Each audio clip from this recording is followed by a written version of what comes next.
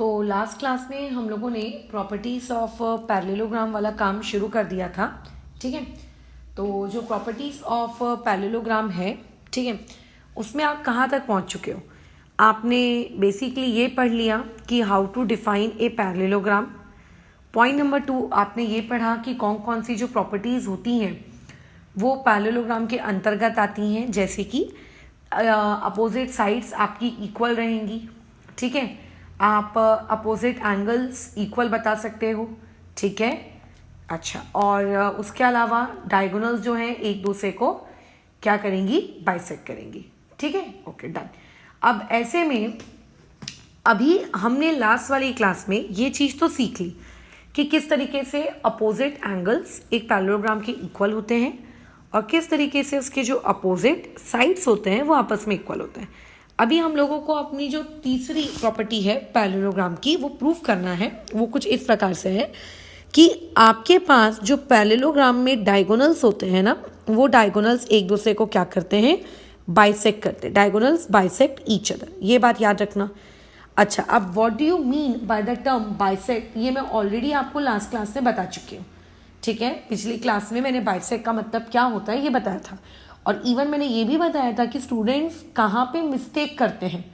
ठीक है, उन लोगों की मिस्टेक कहाँ होती है, वो लोग क्या करते हैं, ऐसा मानकर चलते हैं कि डायगोनल्स पैरेललोग्राम के इक्वल होंगे। ऐसा नहीं होता, डायगोनल्स पैरेललोग्राम के इक्वल नहीं होते।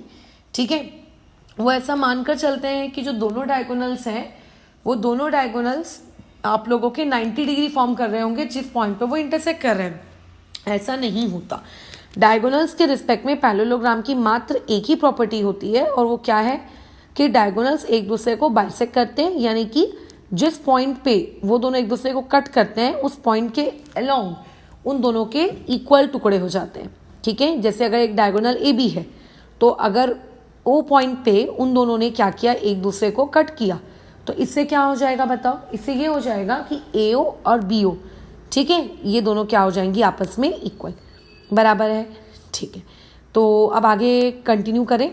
ओके, तो अब इस चीज़ को तुम्हें प्रूफ करना है, तो प्रूफ करने के लिए क्या उठा लिया, पहले आप लोगों का ये पैरेललोग्राम उठा लिया। ठीक है, इसको नाम दे दो ए बी सी डी।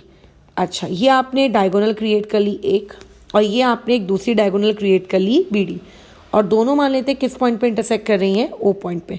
तो जो तुम्हारा गिवन है वो किस तरीके से रहेगा कि quadrilateral A B C D, ये आप लोगों का क्या है, एक पैरेललोग्राम है।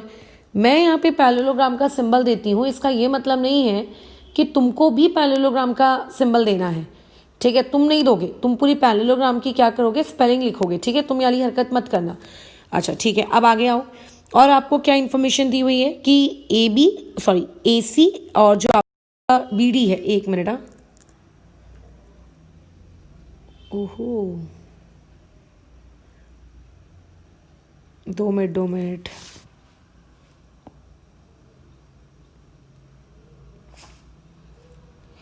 ठीक है, तो आप लोगों की जो प्रॉपर्टी है वो किस प्रकार से है कि डायगोनल ए सी और जो आप लोगों का डायगोनल बी डी है, ये दोनों एक दूसरे को इंटरसेक्ट कर रहे हैं। ठीक है, बाइसेक्ट मत लिख देना गधे समान गिवन में, बाइसेक्ट तो हमको प्रूव करना है। ठीक है, बाइसेक्ट तो हमको प्रूव करना है। अभी सिर्फ हमें इतना पता है कि जो डायगोनल ए सी है और जो डायगोनल बी डी है are intersecting each other at point O. ये दोनों के दोनों एक दूसरे को कौन से वाले पॉइंट पे कट कर रहे हैं, एट ओ पे कर रहे हैं, intersecting each other at point O. Done. अच्छा, अब आगे बढ़ो अपनी गाड़ी। अब तुम्हें यहाँ पे प्रूफ क्या करना है, प्रूफ तुम्हें ये करना है इस पर्टिकुलर क्वेश्चन में कि अगर मान लेते हैं आपको ये बोला जाए क्वेश्चन में कि दोनों डायगोनल एक दूसरे को बाइसेक्ट कर रही है, तो what do you mean by the term bisect. Bisect का मतलब होता है कि जो ओ है वो उस ए सी का मिड पॉइंट है, और वो जो ओ है वो उस बी डी का मिड पॉइंट है। That means you have to prove that कि ए ओ और ओ सी आपस में क्या है, इक्वल है। That means you have to prove that कि बी ओ और डी ओ आपस में इक्वल हैं। तो आपको टू प्रूव ये करना है कि A O equal to O C और B O equal to D O. ये होता है बाइसेक्ट वर्ड का मीनिंग।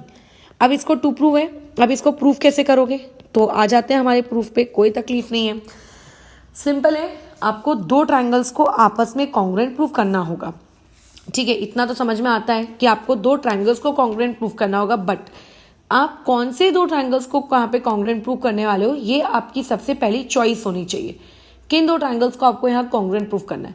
तो जब हमें डायगोनल्स बाइसेक्ट वाली प्रॉपर्टी का इस्तेमाल करना होगा या उसको प्रूव करना होगा, हम किसी भी दो अपोजिट पेयर के ट्रायंगल्स को कॉन्ग्रुएंट प्रूव करेंगे। जैसे मान लेते हैं मैंने उठा लिया यहाँ पे ट्रायंगल AOD, ये वाला पर्पल शेड का, ये एक ट्रायंगल मैंने कंसिडर किया, ठीक है, और दूसरा ट्रायंगल मैंने कंसिडर कर लिया यहाँ पे BOC। अब वैसे ही तुम ऐसा भी कर सकते थे AOB और DOC, बट कोई भी आपको दो अपोजिट ट्रायंगल्स आपस में कंसिडर करने हैं और उन दोनों को कॉन्ग्रुएंट प्रूव करना है। बहुत ही सिंपल जाने वाला है, इसमें कुछ भी कठिन नहीं है, ठीक है, एकदम ही सिंपल। कैसे करने वाले हो बताओ, कौन सा टेस्ट लगाओगे? आसान है बहुत ही। कैसे? देखो, हम लोगों ने इतना तो पढ़ा है कि पैरेललोग्राम का डेफिनेशन का मीनिंग ही यही होता है कि opposite sides are parallel to each other. यानी कि ये बात मैं अच्छे से जानती हूँ कि अगर ये डब्बा ABCD एक पैरेललोग्राम है तो AB और DC एक दूसरे के पैरेलल होंगे, ठीक है। ये पैरेलल का सिंबल इस तरीके से देखो ड्रॉ करते हैं, ये AB और DC आपस में पैरेलल होंगे और AD, ठीक है, और BC ये लोग आपस में पैरेलल होंगे। समझ लो, ये ऐसे पैरेलल होंगे। क्या बात समझ आई? कौन किसके पैरेलल है? अच्छा, पैरेलल वर्ड अगर कहीं भी दिखे मैथमेटिक्स में तो आपके दिमाग में तीन चीजें बहुत ही क्विकली रन होनी चाहिए। अल्टरनेट एंगल, करस्पॉन्डिंग एंगल, ठीक है, और आप लोगों का इंटीरियर एंगल। ये दिमाग में रन नहीं हुआ मतलब फिर क्या हुआ? तो अब अगर मैं तुमसे पूछूं कि अगर AB और DC एक दूसरे के पैरेलल है और ऐसे में अगर मैं AC को, ठीक है, अपना ट्रांसवर्सल कंसिडर करूं, या फिर लेटर से BC को अगर मैं अपना BD को अगर मैं अपना ट्रांसवर्सल कंसिडर करूं, तो तुम्हें नहीं लगता यहाँ पर कि ये वाला जो एंगल है, ये वाला एंगल और ये वाला एंगल आपस में इक्वल रहेंगे?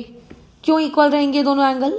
आपका ये रहा AB, ये रहा AB और ये रहा आपका DC, इन दोनों के बीच में ये लाइन है। डोंट यू थिंक कि ये एंगल और ये एंगल अल्टरनेट एंगल्स हैं? बराबर, ये कैसे एंगल्स हैं? आपके अल्टरनेट एंगल्स हैं, तो डेफिनेटली ये तो इक्वल रहेंगे। सिमिलरली तुम ये भी कह सकते हो कि ये वाला एंगल और ये वाला एंगल आपस में इक्वल होंगे। क्यों इक्वल होंगे? क्योंकि अगेन ये क्या है? आप लोगों के अल्टरनेट एंगल्स हैं। बराबर, क्योंकि ये क्या है? आप लोगों के अल्टरनेट एंगल्स हैं। और अभी हमने इससे पहले वाले वीडियो लेक्चर में ये चीज प्रूव की है कि पैरेललोग्राम में अपोजिट साइड्स इक्वल होती हैं, यानी कि AD और BC मेरा आपस में क्या रहेगा? इक्वल रहेगा। ये अभी से प्रीवियस क्लास में तुमने प्रूव किया है। तो अगर तुमने प्रीवियस क्लास में इसको प्रूव किया है तो यहाँ पे इसका इस्तेमाल करो। तो पहले ना तो हम लोग लिख लेते हैं कि हमें क्या इक्वल है, कौन किसके इक्वल है, कौन पैरेलल है, किसको ट्रांसवर्सल ले रहे हो, और उसके बाद हम लोग ट्रायंगल्स को क्या करेंगे? आप लोगों का कंसिडर करेंगे। कई लोगों की आदत पता है कैसी होती है कि वहीं के वहीं वो लोग तुरंत के तुरंत क्या कर लेते हैं? ट्रायंगल कंसिडर करके वहीं के वहीं डायरेक्ट लिखते हैं। ऐसा डायरेक्ट नहीं लिखना, पूरा अच्छे से एक्सप्लेन करो। आपने क्या लिखा है बताओ? आपने ये लिखा कि आपका जो क्वाड्रिलेटरल ABCD है वो क्या है? एक पैरेललोग्राम है, ठीक है। अच्छा, और उसके बाद आपने क्या लिखा कि आपके पास जो सेग AB रहेगा वो आपके DC के पैरेलल रहेगा, ये आपने लिखा। अब बताओ यहाँ पे ट्रांसवर्सल तुमने किसको लिया? और तुमने यहाँ पे ट्रांसवर्सल चूज किया लेटर से AC को, तो AC इज ए ट्रांसवर्सल। आपने AC को क्या ले लिया है? आपका ट्रांसवर्सल ले लिया है। अब अगर AC को तुम अपना ट्रांसवर्सल लोगे तो डोंट यू थिंक कि एंगल DAC, ठीक है, और आपका दूसरा एंगल BCA, ये दोनों आपस में इक्वल होंगे? और इसका रीजन तुम बखूबी जानते हो, क्या रहेगा? अल्टरनेट एंगल्स, ठीक है। इसका रीजन क्या रहेगा? Alternate angles. क्या ये बात समझ में आ रही है? अच्छा, लेकिन अब ये जो एंगल है DAC, इसमें एंगल कौन है? मतलब एंगल D है कि एंगल A है कि एंगल C है? ये एंगल A इसका एंगल है। आजू बाजू का जो D है और C है वो तो बस एक पॉइंट्स है और कुछ नहीं। जैसे तुम लोगों की कई बार आदत होती है ना एंगल को वन वर्ड में लिख देना, तो वन वर्ड में तुम A लिखोगे कि D लिखोगे कि C लिखोगे? ऑब्वियसली तुम वहाँ पे वन वर्ड में A लिखोगे। D और C तो उसके बस लेफ्ट हैंड और राइट हैंड है। तो ये जो लेफ्ट हैंड और राइट हैंड होते हैं किसी भी एंगल्स के आजू बाजू को ना, आप इनके नाम चेंज कर सकते हो, ठीक है। जैसे कि ध्यान से ऑब्जर्व करिएगा मैं क्या कहना चाह रही हूँ। अगर आप एंगल DAC को ऑब्जर्व करोगे तो देखो, D से लेकर A ये एक पार्ट हो गया, A से लेकर C ये आपका दूसरा पार्ट हो गया, समझ रहे हो? अब D से लेकर A और A से लेकर C, तुम्हें लगता अगर तुमने वो C ना लिखते हुए इसके नाम को सिर्फ और सिर्फ इतना लिख दिया होता DAO, सिर्फ लिख दिया होता DAO, तो क्या तुम्हारा आंसर नहीं आ जाता? मतलब क्या C के बदले O लिखने से या O के बदले में C लिखने से क्या कोई फर्क पड़ा? कोई फर्क नहीं पड़ता। क्यों? क्योंकि एंगल तो A है, उसका लेफ्ट हैंड छोटा करो, राइट हैंड बड़ा करो, इट डजेंट मैटर। तो हमने यहाँ पे DAC को DAO लिख दिया। सिमिलरली BCA को मैं क्या लिख सकती हूँ? BCO। ये इस तरीके से इसीलिए किया जा रहा है क्योंकि जब हम लोग ट्रायंगल कंसिडर करेंगे ना, तो ट्रायंगल में A पॉइंट नहीं मिलेगा या ट्रायंगल में C पॉइंट नहीं मिलेगा, तो उसके अकॉर्डिंग हम एडजस्ट कर रहे हैं। ये हो गई मेरी इक्वेशन नंबर 1। अब मुझे एक और अल्टरनेट एंगल चाहिए, तो दूसरा अल्टरनेट एंगल बताओ कहाँ से आ रहा है मेरे पास। तो दूसरे अल्टरनेट एंगल के लिए भी मैं यही काम कर रही हूँ, ठीक है। दूसरे अल्टरनेट एंगल के लिए भी हम लोग यही काम कर रहे हैं, ठीक है, कि कौन किसके पैरेलल है ये बता रहे हैं। अब बताओ कौन किसके पैरेलल है। मैंने लिया कि AD जो है वो मेरे पैरेलल है किस चीज़ के, आप लोगों के सेक DC के, क्योंकि वो एक पैरेललोग्राम है। लेकिन इस बार में हम ट्रांसवर्सल किसको ले रहे हैं? हमारे BD को हम ट्रांसवर्सल ले रहे हैं। तो अगर मैं BD को ट्रांसवर्सल लूंगी तो तुम अपनी आंखों से देखो और बताइए कि वहां पे अल्टरनेट एंगल्स क्या है। तो दिख रहा है ग्रीन वाले 2 dot, they are the pair of alternate angle. तो वहां से क्या हो जाएगा आप लोगों का एंगल ADB इक्वल टू क्या आ जाएगा आपका एंगल CBD बराबर। ये इसका रीजन क्या हो गया? Alternate angles. अब तुम मुझे बताओ क्या अगर ऊपर वाले केस में हम O की जगह C की जगह O कर सकते थे, तो ऊपर के डायग्राम को देखो और मुझे बताओ कि अगर मैं तुमसे ये कहूं कि आपके पास ADB है, अच्छा ADB आई थिंक मैंने गलत लिख दिया क्या? नहीं ठीक लिखा है। अगर आपके पास ADB है, ADB मतलब A से लेके D और D से लेके B, तो D से लेके B के बीच में आपको एक पॉइंट डायग्राम में दिख रहा है क्या? O। तो डोंट यू थिंक कि आप अपना जो ट्रायंगल का नाम है वो ADB ना लिखते हुए आप उसको सिंपली ADO लिख दो, खत्म हो गई कहानी। वैसे ही जो ट्रायंगल CBD है उसका नाम CBD ना लिखकर उसका नाम क्या लिख दो आप? एंगल CBO लिख दो। आपने सिर्फ क्या किया है? नाम को छोटा किया और कुछ भी नहीं किया। तो ये बन के आ गई हमारे पास 2 इक्वेशंस। क्या करूँ इन 2 इक्वेशंस का मैं? बताओ मुझे ट्रायंगल्स को कॉन्ग्रुएंट प्रूफ करना है। कौन से वाले ट्रायंगल्स? मैंने कहा था कोई भी 2 अपोजिट उठा लो। तो एक लिया है हमने AOD और एक लिया है हमने BOC। तो पहले ये हो गया इन ट्रायंगल AOD और दूसरा आ जाएगा आप लोगों का ट्रायंगल BOC। तो ट्रायंगल AOD और ट्रायंगल BOC में क्या क्या इक्वल है? ट्रायंगल AOD में उसका एंगल DAO इक्वल है एंगल BCO के। इसका रीजन क्या आएगा? फ्रॉम 1, इक्वेशन नंबर 1 से उठाए हो। सिमिलरली ट्रायंगल ADO और ट्रायंगल BOC में एक चीज और इक्वल है, एंगल ADO और एंगल CBO, और इसका रीजन क्या आ जाएगा? फ्रॉम 2 बराबर। ओके, लेकिन ये तो सिर्फ 2 एंगल्स हैं। क्या 2 एंगल्स की मदद से आप ट्रायंगल को कॉन्ग्रुएंट प्रूव कर सकते हो क्या? Obviously not. तो कैसे करोगे फिर? अब इसको बताओ।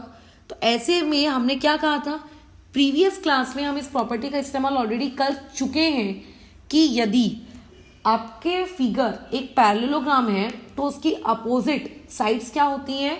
इक्वल होती है। उसकी अपोजिट साइड्स क्या होती हैं? इक्वल होती हैं।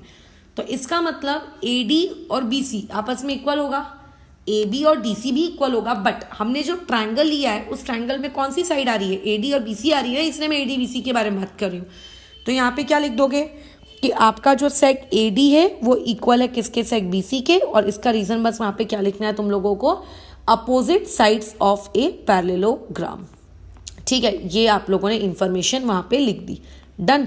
तो इससे ये शिक्षा मिलती है कि ट्रायंगल AOD आप लोगों का कॉन्ग्रुएंट है ट्रायंगल BOC के कौन से वाले टेस्ट से? ASA टेस्ट से। और अगर 2 ट्रायंगल आपस में कॉन्ग्रुएंट होते हैं तो उसमें क्या लगाई जाती है? CPCT। CPCT में आपको क्या लिखना है वो आपकी मर्जी है। जैसे एक ट्रायंगल में 3 साइड्स होती हैं, एक ट्रायंगल में 3 एंगल्स होते हैं। आपने कौन सा टेस्ट यूज किया? आपने ASA टेस्ट यूज किया। मतलब 3 एंगल्स में से टेस्ट में हम ऑलरेडी 2 एंगल यूज कर चुके हैं। तो जो एक बचा हुआ एंगल है वो एक बचा हुआ एंगल भी आप लोगों का क्या होगा बताओ? वो एक बचा हुआ एंगल भी CPCT के थ्रू क्या होगा? आप लोगों का इक्वल होगा। CPCT है क्या? बेसिकली आप जब भी 2 ट्रायंगल्स को कॉन्ग्रुएंट प्रूफ कर दो तो कॉन्ग्रुएंट प्रूफ कर देने के बाद, ठीक है, उनके जो बचे गए एंगल्स होते हैं जिनको हमने टेस्ट में यूज नहीं किया है, या जो बची हुई साइड्स होती हैं जिन्हें हमने टेस्ट में यूज नहीं किया है, ठीक है, उन लोगों को भी हम इक्वल दिखा सकते हैं, ठीक है। उनका हमारे पास रीजन नहीं होता। जैसे अभी कल को मान लेते तुम कहोगे madam AO equal to OC direct लिख दो ना, अरे कैसे लिख दूं मैं डायरेक्ट, कुछ रीजन तो दे, वो रीजन नहीं है। तो इसीलिए हम लोग क्या करते हैं, पहले ट्रायंगल को कॉन्ग्रुएंट प्रूफ करते हैं। एक बार अगर मेरा ट्रायंगल कॉन्ग्रुएंट प्रूफ हो गया ना, तो मुझे कोई रीजन देने की जरूरत नहीं है, सबका रीजन आ जाता है CPCT, ठीक है। तो ट्रायंगल AOD और ट्रायंगल आप लोगों का BOC, ये दोनों आपस में बताओ क्या है, ये दोनों आपस में बताओ क्या है, कॉन्ग्रुएंट। अगर दो ट्रायंगल कॉन्ग्रुएंट है तो उनके रिमेनिंग एंगल्स, एक ट्रायंगल में बताइए कितने एंगल होते हैं, 3। टेस्ट में आप कितने इस्तेमाल कर चुके हो, 2। तो जो तीसरा रिमेनिंग एंगल है वो भी आपस में इक्वल होगा ना। बट क्वेश्चन में हमको इस बार एंगल के बारे में कुछ पूछा नहीं है, इसीलिए CPCT लिखते वक्त हम एंगल की बात नहीं कर रहे हैं, ठीक है। आगे फिर CPCT का मतलब सिर्फ ये नहीं होता कि बचा हुआ एंगल इक्वल हो, बची हुई साइड्स भी इक्वल होती है। तो AD और BC का तो तुम पहले ही इक्वल दिखा चुके हो, तो बची हुई साइड बोलो कौन सी हुई। ट्राइंगल ADO में AO इक्वल रही, OC इक्वल रही, BO इक्वल रही और BOD इक्वल रही। तो सिंपल वहां पे क्या लिख दोगे, AO equal to OC, BO equal to आपका OD, डन। और इसका रीजन यहाँ पे क्या आ जाएगा, आप लोगों का CP, अच्छा यहाँ पे OD कर लेना, यहाँ पे इसका रीजन क्या आ जाएगा, CPCT। जो स्टेट बोर्ड वाले रहते हैं उनके इसमें CPCT ना रहकर CSCT रहता है। साइड यूज कर रहे हो तो S और एंगल अगर यूज कर रहे हो तो A, ठीक है। तो इनडायरेक्टली हमने अभी तक क्या क्या शिक्षा ली, इनडायरेक्टली हमने अभी तक 3 शिक्षाएं ग्रहण की, बल्कि 4 ग्रहण कर ली हैं, 3 भी नहीं की हैं। पहली प्रॉपर्टी जो हमने कल की क्लास मतलब इससे पहले वाले वीडियो में सीखा था कि जो पैरेललोग्राम होता है उसके जो अपोजिट साइड्स होते हैं ये आपस में क्या होते हैं, इक्वल होते हैं। दूसरी प्रॉपर्टी हमने ये सीखी थी कि जो आप लोगों का पैरेललोग्राम होता है उसमें जो उसके अपोजिट एंगल्स होते हैं वो इक्वल होते हैं। तीसरी प्रॉपर्टी हमने ये सीखी थी अभी अभी कि इसके जो डायगोनल्स होते हैं ये एक दूसरे को बाइसेक्ट करते हैं। और चौथी प्रॉपर्टी हमने ये सीखी जो इससे पहले वाले क्लास में हमने वीडियो के दौरान एग्जाम्पल सॉल्व करते हुए उसका उपयोग किया कि पैरेललोग्राम में जो 2 एडजेसेंट एंगल्स होते हैं, इन 2 एडजेसेंट एंगल्स का अगर आप एडिशन करोगे तो एडिशन कितना डिग्री आता है, 180 डिग्री आता है ना। ये याद रखना, एडजेसेंट एंगल्स का एडिशन 180 डिग्री आता है। क्या इसके लिए कोई प्रॉपर्टी पढ़ने की नीड है क्या, नहीं। अगर पैरेललोग्राम में 2 अपोजिट साइड्स पैरेलल है तो ऑब्वियस है कि इंटीरियर एंगल से उनके एंगल्स का एडिशन 180 आएगा ही आएगा। तो ये कोई अलग से प्रॉपर्टी जैसे नहीं पड़े, बट है तो है। पांचवी प्रॉपर्टी जो तुम मुझे प्रूव करके देने वाले हो कि जो डायगोनल होती है ट्रायंगल मतलब पैरेललोग्राम में कोई एक डायगोनल बनाना, ठीक है, 2 डायगोनल नहीं बनाना। जो डायगोनल होती है अगर उसको हम लोग पैरेललोग्राम में ड्रॉ करें तो डायगोनल ड्रॉ करने की वजह से उस पैरेललोग्राम के जो 2 टुकड़े होंगे, जैसे कि आपके पास लेट अस इमेजिन ये PQRS ये एक पैरेललोग्राम है। इस पैरेललोग्राम में मैंने रैंडमली ये डायगोनल बना दी QS। तो देखो यहाँ 2 ट्रायंगल क्रिएट हुए, एक ये मान लेते हैं ऊपर वाला ट्रायंगल PQS क्रिएट हुआ और मान लेते हैं ये नीचे वाला ट्रायंगल आपका QRS क्रिएट हुआ, दिख रहा है। अब आपको ये प्रूव करना है कि ये दोनों ट्रायंगल्स आपस में क्या है, कॉन्ग्रुएंट है। तो क्या इसको प्रूव कर पाना कोई कठिन चीज है क्या, कतई नहीं। जिन लोगों ने ये प्रॉपर्टीज दोनों प्रूव की है ना कि अपोजिट साइड्स इक्वल होती हैं, अपोजिट एंगल्स इक्वल होते हैं, क्या वो इसको प्रूफ नहीं कर लेंगे, एकदम चबा जाओगे तुम तो इस सवाल को। क्या है इसे प्रूव करने लायक, कुछ भी नहीं है, खत्म, कुछ भी नहीं है इसे प्रूव करने लायक, ठीक है। कैसे, आप इन दोनों ट्रायंगल को कंसिडर करो, इन दोनों ट्रायंगल को आप कंसिडर करो। अच्छा कंसिडर कर लिया, अब आगे क्या, ये वाला एंगल इक्वल टू ये वाला एंगल, रीजन बोलो क्या, अल्टरनेट एंगल, खत्म। ये वाला एंगल इक्वल टू ये वाला एंगल, रीजन बोलो अल्टरनेट एंगल। और ये बीच की क्या हो गई, common side AS, A test से दोनों ट्रायंगल हो गए कॉन्ग्रुएंट, खत्म। बल्कि इस सवाल को घुमा फिरा के ऐसा भी पूछ सकते थे कि प्रूव करके दिखाओ कि डायगोनल्स ड्रॉ करने के बाद, 2 डायगोनल मत बनाना, डायगोनल ड्रॉ करने के बाद जो 2 ट्रायंगल्स क्रिएट होते हैं उनका एरिया आपस में इक्वल होगा। अभी तुम्हारे कोविड वाले सिलेबस से वो chapter area of parallelogram and triangle हटा दिया गया है, अदरवाइज ये भी प्रूफ किया जा सकता है, ठीक है। अभी हम उसको प्रूफ नहीं करेंगे, बट दिमाग में रखना कि पैरेललोग्राम में जो दो ट्रायंगल्स क्रिएट होते हैं ना, उन दोनों का एरिया इक्वल होता है क्योंकि दोनों ट्रायंगल कॉन्ग्रुएंट होते हैं। ठीक है, तो अभी ये वाली प्रॉपर्टी मैंने ऑलरेडी प्रूव कर दी है लास्ट क्लास में। ये मैंने तुम्हें करने को कहा था क्योंकि इसमें तुम्हें कुछ नहीं करना है, सेम वही चीज छापनी है, बस साइड्स के वक्त सीपीसीटी साइड की लगा के छोड़ देते हैं। अपोजिट एंगल प्रूव करना है तो सीपीसीटी में एंगल भी लिख देते हैं। और अगर एक ही थ्योरम में साइड और एंगल्स दोनों आ जाए एक ही स्टेटमेंट में तो नॉर्मल तरीके से ट्रायंगल कॉन्ग्रुएंट प्रूव करते हैं और सीपीसीटी में एंगल भी लिख देते हैं, उसी जगह सीपीसीटी में साइड भी लिख देते हैं। ठीक है, डायगोनल्स तो ये मैंने अभी करके दिखाया और ये वाला आपको करने की नीड है नहीं, और ये वाला अभी आप मुझे करके दिखाओगे।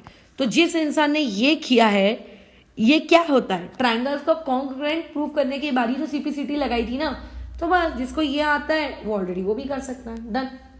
ठीक है, ये कॉन्ग्रुएंट प्रूव करो, सीपीसीटी लगाओ तो साइड्स मिल जाएगा, सीपीसीटी लगाओ तो एंगल्स मिल जाएगा। तो ये आप करके दिखाओगे। ठीक है, जब ये थ्योरम करा के चेक कर लोगे तब मैं ग्रुप में जो क्वेश्चन शेयर किए हैं उसको अटेम्प्ट करना शुरू करना। ठीक है, चलो तो फिर अब इसको ओवर करते हैं।